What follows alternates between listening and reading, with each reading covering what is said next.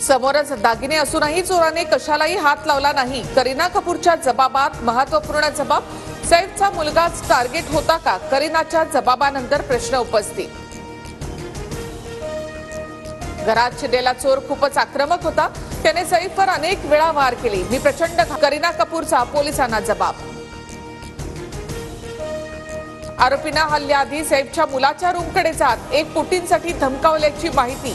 चोरीऐवजी सैफचा मुलगा जहांगीरला ताब्यात घेऊन ब्लॅकमेल करण्याचा डाव असण्याची शक्यता। सैफच्या नव्हे तर त्याच्या मुलाच्या हत्येच्या इराद्याने आरोपी घरात शिरला होता। जितेंद्र आव्हाडांचा खळबळजनक दावा, प्राणघातक हल्ल्यातून नशीब बलवत्तर म्हणून सैफ वाचला, अशी प्रतिक्रिया।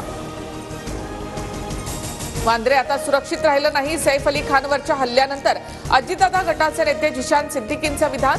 काही दिवसांपूर्वीच वांद्र्यातच जिशान सिद्दीकींचे वडील बाबा सिद्दीकी यांची हत्या। वांद्रे दादर ते गुजरात सैफवर हल्ला करणारा आरोपीचं 5 सीसीटीव्ही फुटेज समोर। हल्ल्यानंतर टी शर्ट बदलून नंतर दादरमध्ये हेडफोन खरेदी केल्याचंही दृश्य, नंतर गुजरातच्या दिशेने पळाल्याची माहिती।